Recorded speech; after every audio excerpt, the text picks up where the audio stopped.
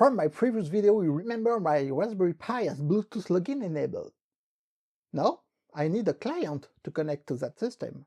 So, on my Android smartphone, I will install the BlueTerm app, a Bluetooth terminal emulator with a minimal user interface, but that works pretty well.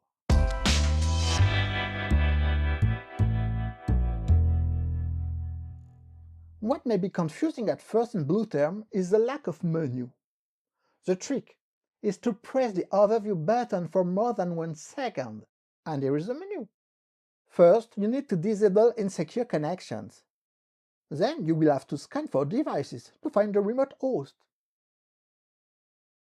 After that, things are quite intuitive. Connect to the remote system and here you go.